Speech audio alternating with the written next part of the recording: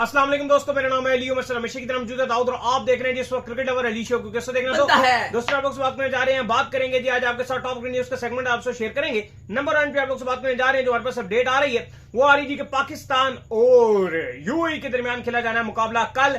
क्या कहानी है, क्या प्लेइंग 11 होगी, इस पर बात करेंगे। बात करेंगे बाबर और हारिस के दरमियान। भाईजान कहानी कंटिन्यू और लोग कह रहे हैं कि हारिस की जगह पर बाबर को लेकर आओ एशिया कप में, ये क्या स्टोरी है वो आपको बताएंगे। बात करेंगे पाकिस्तान की T20 के हवाले से रैंकिंग कुछ की अप गई है, वो क्या कहानी है वो आपको बताएंगे। एशिया कप के टिकट्स को लेकर क्या अपडेट है वो भी आप लोग से शेयर करेंगे। तो अगर आप हमारे चैनल पर पहली बार आए चैनल को सब्सक्राइब करें, साथ ही बेल आइकन ना भूलिएगा। तो बात का आगाज करते हैं नंबर 1 खबर के साथ जो हमारे पास आ रही है। तो सबसे नंबर 1 खबर आ रही है वो यही आ रही है कि पाकिस्तान और यूएई के दरमियान जो मुकाबला है वो अब जो है वो कल खेला जाएगा। और ये मुकाबला जो है पाकिस्तान के लिए बड़ा अहम है क्योंकि पाकिस्तान अभी पहले ही जो है वो एक मैच हारा है और पाकिस्तान को अपना राइट कॉम्बिनेशन नहीं मिल रहा। लगातार पाकिस्तान कोशिश कर रहा है कि अपना एक राइट कॉम्बिनेशन, एक राइट प्लेइंग 11 पाकिस्तान बनाए, लेकिन बनाने में नाकाम हो जाता है। पाकिस्तान बैटिंग पूरी करता है, बॉलर शॉर्ट हो जाता है, बॉलर पूरे करता है, बैट्समैन शॉर्ट हो जाता है। इन चीजों के दरमियान में पाकिस्तान लगातार फंसा हुआ है। पिछली बार पाकिस्तान ने 2 खिलाड़ियों को खिलाया था जिसमें हसन अली थे और दूसरे खिलाड़ी भी जो है वो आपके सलमान मिर्जा जो है वो शामिल थे। तो भाईजान उन दोनों के चलते भी जो है पाकिस्तान को बहुत कुट पड़ी थी। अब दाऊद साहब किस माइंडसेट के साथ पाकिस्तान कल जा सकता है, क्योंकि कल पाकिस्तान के पास बड़ा अहम चांस है कि अपनी राइट प्लेइंग 11 टेस्ट करने का। हमेशा से ये होता आ रहा है, ये बड़ा अहम मैच ऐसे क्वालिफाई करना है, अगला बड़ा अहम मैच ऐसे क्वालिफाई करना है।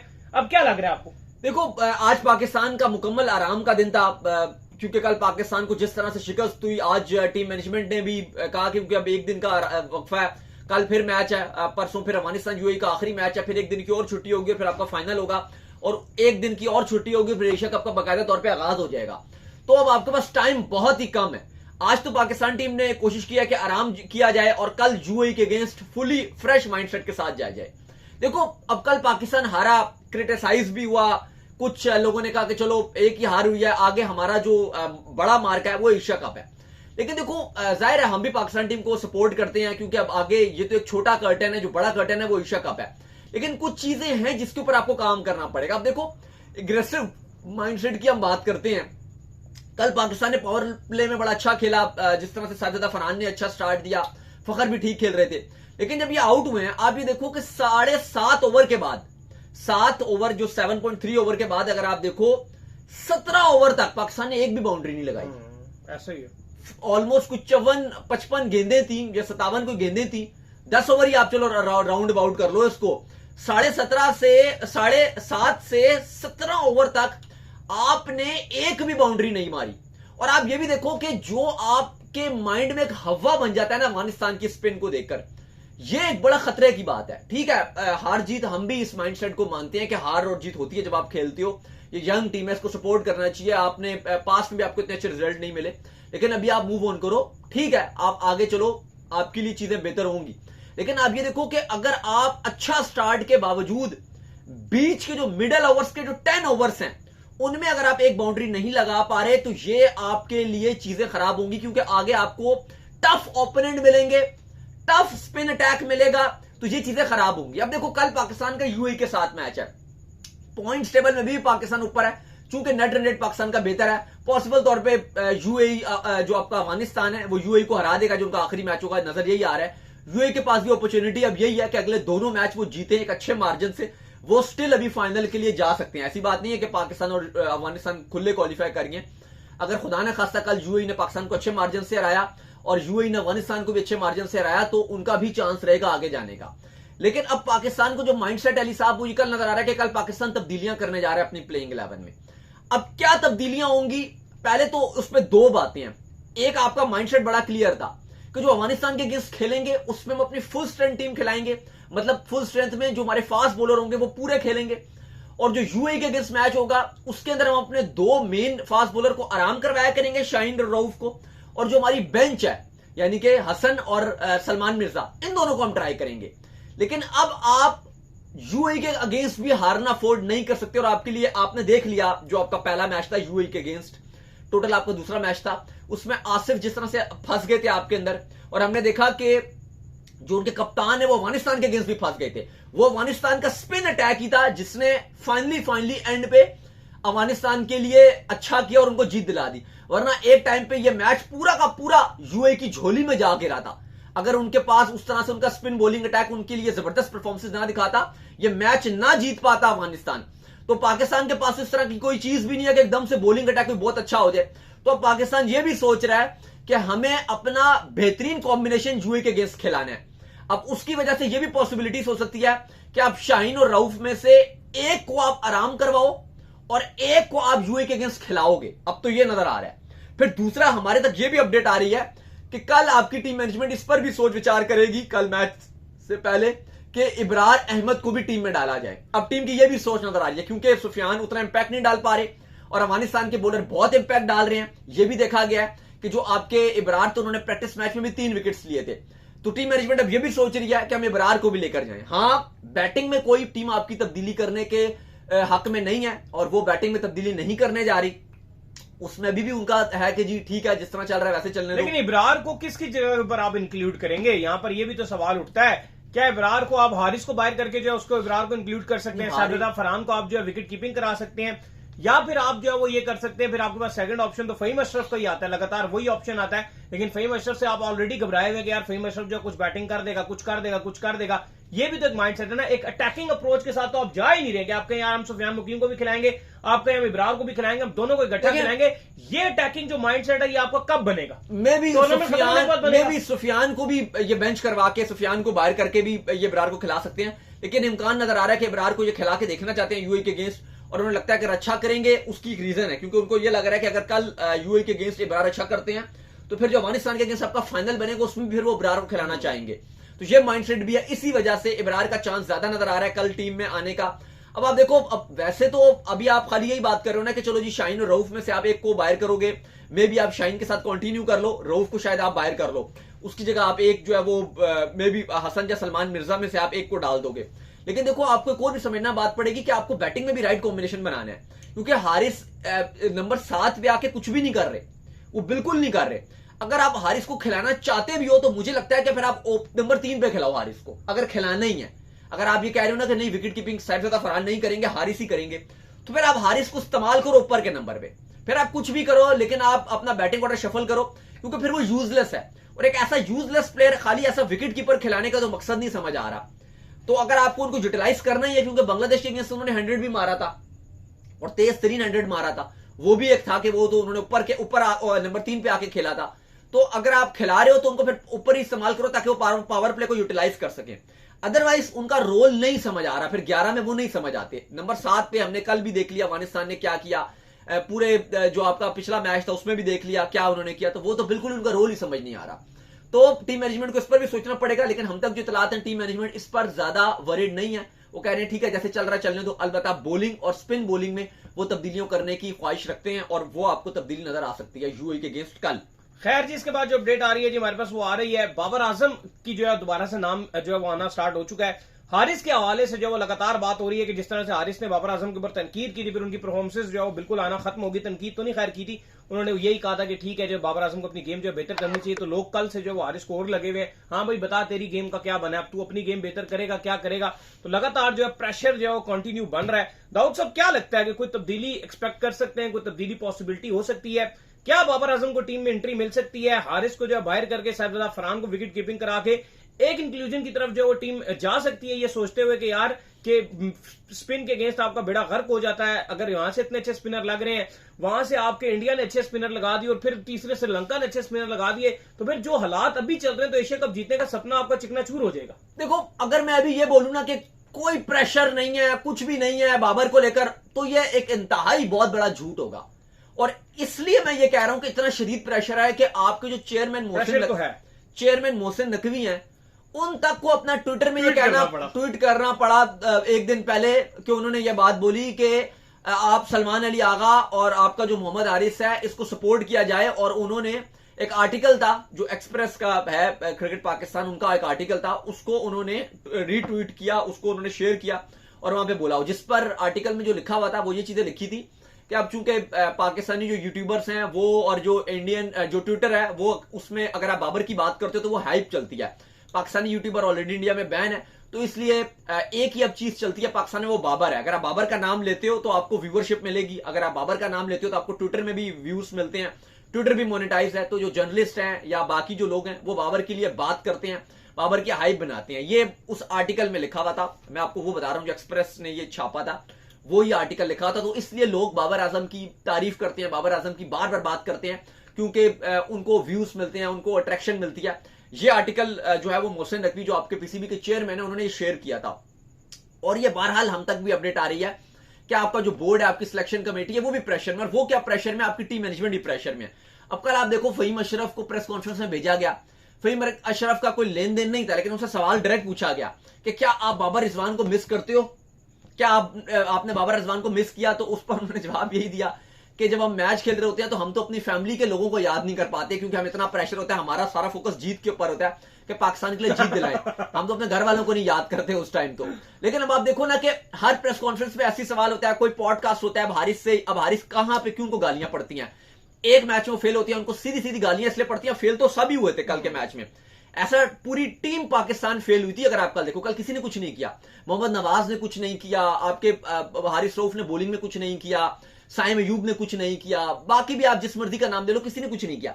लेकिन जो गालियां पड़ी वो हारिस को पड़ी। क्यों पड़ी? उसकी वजह सिर्फ ये है कि हारिस ने जब कहा था बाबर आजम की, उन्होंने उन पर क्रिटिसाइज किया कि भाई उनको अपना स्ट्राइक रेट बेहतर करने की जरूरत है, तो लोग गालियां दे रहे हैं, उनको स्टैट्स दिखा रहे हैं कि भाई तुम्हारी क्या परफॉर्मेंस है, सिर्फ इसलिए कि बाबर पर उन्होंने क्रिटिसाइज किया था। तो ये तो आप देख लो कि अगर आपने बाबर पर क्रिटिसाइज किया, उसके बाद अगर आपकी फॉर्म नहीं चली, तो फिर आप पर क्रिटिसाइज होगा और जरूरत से ज्यादा होगा। फिर इतना होगा कि आपसे शायद प्रेशर भी झेलना ना हो। ये सच है। तो हकीकत बात तो यह है कि इस टाइम, और इवन कल हमने देखा जो आगा है, जब वो आउट होने के बाद इस तरह से वो उन्होंने अपना फेस बनाया हुआ था और वो वायरल हुआ है हर जगह, और जिस तरह से उनका चेहरा, उनका जो चेहरा नजर आ रहा है, इवन ये टाई सीरीज अभी तो एशिया कप में दाखिल भी नहीं हुआ। और हमने बड़े बड़े कप्तानों को, अगर आप देखें पिछले 15-16 साल में, अगर हम देखें जो हमने क्रिकेट कवर किया है, हमने बड़े बड़े पाकिस्तान के कप्तान, ऐसे कप्तान जो हर टाइम हंसते रहते थे। इवन आप शायद आफरीदी को, चलो मैं एग्जांपल दे देता हूं, वो एक ऐसे प्लेयर थे कि उनका हर कोच ही कहता था जी कि ये इतने गैर जिम्मेदार हैं कि अगर पीछे से क्राउड से कोई भी आवाज लगा देगा ना कि छक्का मारो, 6 बेसिक सिचुएशन जैसी भी विकेट देके चले जाएंगे। लेकिन हमने, और वो आफरीदी से जब भी इंटरव्यू में बात हुई तो उन्होंने कहा कि भाई मैं तो प्रेशर लेता ही नहीं। लेकिन जब कप्तान बने, जब वो कप्तान बने, रोते हुए भी देखा था हमने। बिल्कुल, उनका जो चेहरा था, जो प्रेशर था, उसके बाद से जब टीम बाहर हुई थी रो रहे थे वो। इवन 2011 के वर्ल्ड कप में भी जो उन्होंने प्रेशर लिया, फिर 2016 की जो आप बात कर रहे हो, उसके बाद आफरीदी के बार बार इंटरव्यूज आए, उन्होंने कहा कि भाई ये फूलों की सेज नहीं है कप्तानी, ये कांटों का हार है। विराट कोहली की शक्ल हमने देखी थी, उनके जिस तरह से बाल सफेद हो गए थे। बाबर आजम की हमने 2023 वर्ल्ड कप में देखा था, उनका रंग काला पड़ गया था उसकी वजह से, आप जो डिप्रेशन की वजह से जितनी उनकी हालत बुरी हो गई थी। रिजवान को आप देख लो, 25 की चैंपियंस ट्रॉफी में क्या हशर नशर उनका हो गया। सरफराज अहमद की अब हालत देख लो कि क्या थी, वो अच्छे खासा प्रेशर डील करते थे, चैंपियंस ट्रॉफी जितवाई, उनकी अब हालत देख लो कि क्या हो गई थी। तो स्पेशली ये जो आईसीसी इवेंट्स हैं और ये एशिया कप है, उनमें ये ज्यादा मुश्किल होती है। अगर आप खाली बायलैटरल सीरीज में कप्तानी कर रहे हो या टेस्ट क्रिकेट में कप्तानी करो, वो इतनी हमने देखा कि पाकिस्तान में आपको प्रेशर नहीं बनता। अब क्योंकि एशिया कप सर पर खड़ा है, जो आ गए, तो उससे पहले का जो प्रेशर है वो नजर आ रहा है कि वो कितना फेस कर रहे हैं। तो देखो चीजें तो बड़ी ही मुश्किल हो रही हैं। तो अब जो सबसे बड़ा इशू चल रहा है वो ये चल रहा है कि आपका कप्तान भी इतना प्रेशर में आया हुआ है, और आप सोशल मीडिया में देखो हर तरह से बाबर आजम की बात हो रही है। अब जो आपने सवाल किया कि बाबर आजम क्या पाकिस्तान टीम में आ सकते हैं, देखो अगर पाकिस्तान ये ट्राई सीरीज नहीं जीत पाता ना, नहीं जीत पाता ट्राई सीरीज का मतलब यह है कि आपका अफगानिस्तान को हराना है आपने फाइनल में। अफगानिस्तान को फाइनल में हराने का मकसद यह है कि आप उनका जो स्पिन अटैक है, वो 4 स्पिनर है उनके, उनको झेलना है आपको, उनको आपने आउट क्लास करना है। अगर आप वो कर जाते हो तो फिर तो चीजें आपके लिए स्मूथ हैं और आपकी इस टीम पे प्रेशर भी नहीं है, और ये इंडिया वाला मैच भी है और बाकी भी एशिया कप में ये विदाउट प्रेशर जाएगी और आप बाबर की ये बात खत्म हो जाएगी। लेकिन अगर आप ये ट्राई नेशन सीरीज नहीं जीत पाते, मतलब अफगानिस्तान से आप फाइनल हार जाते हो, चलो कल अल्लाह करे आप जीत भी जाते हो यूएई से, लेकिन वो इतना मैटर नहीं करेगा। लेकिन अगर आप जो आपका 3 दिन के बाद फाइनल है अफगानिस्तान के साथ बनेगा प्रोबेबली, अगर खुदा न खास्ता वो हार जाते हो अली साहब फाइनल, तो फिर आप यहां बैठकर आज ये बात नहीं कर सकते कि बाबर इस टीम के एशिया कप के स्क्वाड में नहीं है। फिर आप ये बात नहीं कर सकते आप, क्योंकि फिर इतना प्रेशर बन सकता है कि ये हमारी भी सोच है, क्योंकि हमने तो देखी है चीजें। 2019 के वर्ल्ड कप में इंजी कह रहे थे ये बात कि भाई आमिर नहीं आएंगे टीम में, लेकिन हमने देखा कि पाकिस्तान इंग्लैंड के साथ हारा और उसके बाद प्रेशर बना, और आप देखो कि आमिर और वहाब आए टीम में, दोनों आए ना, दोनों ऐसा ही है, नहीं आ रहे थे ना, लेकिन पाकिस्तान हारा। आपकी 2021 का T20 वर्ल्ड कप देख लो, हुई ना तब्दीलियां, मलिक नहीं थे, शोएब मकसूद थे, लेकिन आए मलिक। फिर आप देख लो 2000 आपका जो 22 है, देखो ये चीजें होंगी। और अगर आप इस तरह की जो आपने भी आपकी अगर परफॉर्मेंस अगर अफगानिस्तान के अगेंस्ट खराब होती है, जो बाबर का इतना ट्रेंड बन रहा है, अभी आप देख लो 3 दिन पहले वसीम अकरम आए हुए थे ताबिश हाशमी के शो में, वहां पर उन्होंने बाबर आजम के लिए बात की। उन्होंने बात की कि भाई बाबर आजम को होना चाहिए था, और उनके हक में उन्होंने बात की कि भाई Babar Azam world class player है। मैंने भी उनसे बात किया, ठीक है उनकी फॉर्म टेम्पररी है, किसी भी एक बड़े प्लेयर की होती है, फॉर्म आती जाती रहती है, लेकिन उनकी क्लास परमानेंट है। तो देखो जो हालात बन रहे हैं, अगर पाकिस्तान के ऊपर भी इस तरह से खुदा ना खासा पाकिस्तान को हार होती है, जो अच्छी चीज नहीं है, लेकिन बहरहाल वही बात है कि किसी का बुरा होता है तो किसी का अच्छा भी हो जाता है। तो अगर पाकिस्तान या खुदा ना खासा हारता है तो फिर ठीक है, बाबर के लिए ये एक पॉजिटिव साइन जाएगा कि उनको टीम में डालो। क्योंकि अब आप देखो, अब मैं क्यों बात कर रहा हूं, अब ये आखिरी बात सुन लीजिए फिर आगे चलेंगे। अब फखर के ऊपर भी ना बहुत प्रेशर बनता जा रहा है, ऐसा ही है, क्योंकि फखर की एक्स्ट्रा ऑर्डिनरी परफॉर्मेंस, और मैं तो पर्सनली आपको बताऊं तो फैन हूं फखर जमान का, लेकिन जो उनके ऊपर प्रेशर बन रहा है वो क्या बन रहा है, वो ये बन रहा है कि फखर की जितनी भी परफॉर्मेंसेज है जो उन्होंने पाकिस्तान के लिए खिदमात की हैं, वो एक्चुअली में ओडीआई फॉर्मेट की हैं सारे। चाहे आप चैंपियंस ट्रॉफी की बात कर लो, 2023 के वर्ल्ड कप की बात कर लो, पीछे आगे पीछे जो उन्होंने डबल सेंचुरी किया, शायद पाकिस्तान का मैं बोलूंगा कि फखर जमान एवर प्रोड्यूसर जो ओडीआई क्रिकेट का पाकिस्तान ने एवर प्रोड्यूस किया। आप चाहे कंपैरिजन कर लो सईद अनवर के साथ भी, वो एक डिबेट हो सकती है, लेकिन फखर जमान की जो खिदमात है जो पाकिस्तान क्रिकेट के लिए ओडीआई में, वो आप बोलोगे कि एवर प्रोड्यूस बेस्ट बैट्समैन फखर जमान है पाकिस्तान की ओडीआई का फाइनल में सेंचुरी। वो प्रेशर उन्होंने डील किया जो किसी ने भी नहीं किया, 200 बनाए हुए हैं हाईएस्ट। और ये मैं नहीं बोल रहा, जबानी बात नहीं हो रही, या आप स्टैट्स उठा लो, स्टैट्स देख लो, पाकिस्तान का हाईएस्ट एवर ओडीआई का किसी भी रन स्कोरर भी फखर जमान ही है। लेकिन T20 में फखर ने वो इंपैक्ट नहीं डाला, अभी तक नहीं डाला। वो कुछ ऐसा करके नहीं दिखाया कि आपको T20 में आपको एक्स्ट्रा ऑर्डिनरी मैच जितवा दिया। और फॉर्म से अभी स्ट्रगल भी कर रहे हैं, फिर अभी फिटनेस सबसे बड़ा जो उनके साथ मसला चल रहा है, वो फिटनेस इश्यूज चल रहे हैं। और यही वजह है कि जो शारजा की या आगे आप दुबई में जाओगे, वो जो गर्मी है, क्या जो उनकी फिटनेस है वो झेल पाएगी, ये अनफॉर्चुनेट है फखर जमान के। और बहुत ही हार्ड ब्रोकन मूवमेंट था, स्पेशली मेरे और अली साहब के लिए, जब हमने न्यूजीलैंड और पाकिस्तान का मैच कवर कर रहे थे कराची में नेशनल स्टेडियम में। मैं और अली स्टेडियम में थे और ये फखर जमान रो रहे थे वहां पे, और हमने देखा उनको स्टेडियम में ही, हमने देखा हम दोनों ने। तो यकीन करें हमारी भी आंखें नम हो गई थी, क्योंकि हमें पता है कि फखर टीम के लिए क्या करना चाहता है, वो दिल से खेलता है। तो हम भी बड़े उसमें हो गए थे।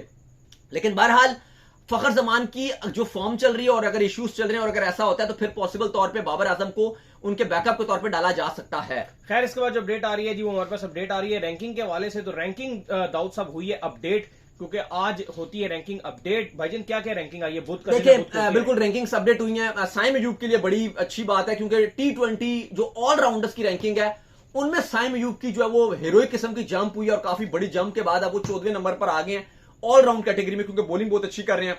बाकी आगा की भी रैंकिंग इंप्रूव हुई है, हसन नवाज की भी रैंकिंग इंप्रूव हुई है। अब बाबर रिजवान चूंकि खेल ही नहीं रहे तो उनका डिप है, बाकी सबकी जो अपग्रेड हुई है। अगर आप बॉलर्स की रैंकिंग की बात करते हो तो सुफियान मुकीम की अप हुई है, वो इस टाइम 22वें नंबर पे मौजूद हैं। और जितने बॉलर्स हैं, आपके सबसे बेहतरीन रैंकिंग इस टाइम साइम अयूब की है, सुफियान मुकीम की है, 22वें नंबर पे हैं। आपके शाहीन शाह अफरीदी 26वें नंबर पे हैं। हारिस की रैंकिंग गिरी है, वो 28वें पे है। फिर इसके अलावा आपको नवाज 43 पे नजर आ रहे हैं, बाकी शदाब आपको 81 पे नजर आ रहे हैं, फहीम 125 पे नजर आ रहे हैं। लेकिन जो आपके साइम अयूब हैं, उनकी रैंकिंग अपडेट हुई है और वो ऑलराउंड कैटेगरी में 14वें नंबर पे आ गए। तो एक पॉजिटिव जो अच्छी चीज नजर आ रही है T20 टीम में, वो साइम अयूब का ऑलराउंडर बनना है। खैर इसके बाद जो अपडेट आ रही है वो आ रही है एशिया कप के टिकट्स के हवाले से। तो भाई टिकट्स जो है वो एशिया कप के आ चुके हैं, पैकेजेस की शक्ल में जो ये टिकट आए हैं कि ये मैच लें तो साथ में आपको इंडिया पाकिस्तान भी मिल जाएगा, क्योंकि उनको पता है कि बाकी टिकट उस तरह से बिकते नहीं है। हर साल वो खैर इसी तरह करते हैं। तो क्या क्या पैकेज बन रहा है भाई? हाँ, हर साल तो आपको सिंगल भी आते हैं, लेकिन इस बार पहले उन्होंने जो है वो पैकेजिंग टिकट्स की जो अनाउंस कर दी गई है। इतने महंगे टिकट्स नहीं है। अगर आप देखो तो जो पैकेज है, आप जैसे अगर आप पाकिस्तान के फैन है और आप इंडिया के भी फैन है, तो आपको मिक्सचर ही मिल रहा है। अब आप देखो, एक आपको 12 सितंबर वाला जो पाकिस्तान का मैच है, एक वो मिल रहा है, वो एसोसिएट टीम के साथ है। एक आपको जो इंडिया और यूएई का मैच है 10th को है, वो एक उनको मिल रहा है। साथ अगर आप देखो इंडिया पाकिस्तान का मैच, जो टोटल आपको 475 दरहम का मिलेगा ऑलमोस्ट। अगर आप जो इस प्लेटफॉर्म की प्लैटिनम लिस्ट है, यहां से आप बाय कर सकते हो, अगर आप इसका वो भी खर्चा मिला लो तो अराउंड 40,000 रुपए में आपको टिकट पड़ेगा। तीनों टिकट आपको पड़ जाएंगे। फिर अगर आपने सुपर 4 जो है उसके अगर आपको 3 टिकट मिलने हैं, जिसमें एक इंडिया पाकिस्तान का भी मैच है और दूसरे 2 मैच हैं, तो उसका भी एक पैकेज बनाया 3 मैचेस का। ये आपको 525 रुपए का 525 AED का मिल जाएगा। ये भी अराउंड 40,000 बनते हैं, वो तो इवन 37,000 रुपए बनते हैं। इसी तरह से एक जो है वो इंडिया पाकिस्तान का टिकट नहीं होगा, इसमें 2 बगैर आप कह लो इंडिया पाकिस्तान के मैच के हैं और एक फाइनल का इंक्लूड है, ये भी आपको 525 से मिल जाएगा। तो टिकट जो प्राइसिंग रखी गई है वो ठीक रखी गई है, बहुत ज्यादा भी नहीं रखी गई, बहुत कम भी नहीं रखी गई, लेकिन जो जनरल टिकट है वो एक रेंज में रखे गए हैं जो यूएई में लोग एंजॉय कर सकते हैं ये टिकट्स खरीद कर मैचेस को। तो उम्मीद करते हैं आज का शो आपको पसंद आया। वीडियो को लाइक कीजिए, हमारे चैनल को सब्सक्राइब कीजिए, साथ ही बेल आइकन बजाइए, एक और काम कर लीजिए, वे कर लीजिए, इंस्टाग्राम पर आप जाइए, इंस्टाग्राम पे मुझे फॉलो कर लीजिए, वहां पे मैं मौजूद हूं, दाऊद क्रिकेट के नेम से। अगर आपको कोई सवाल हो तो भेजिएगा और इनको भी फॉलो कीजिए। मुझे फॉलो कीजिए, मौजूद क्रिकेट लवर ऑफिशियल के नाम से लिंक डिस्क्रिप्शन में मौजूद है। नेक्स्ट वीडियो, तब तक अल्लाह हाफिज़, बाय बाय।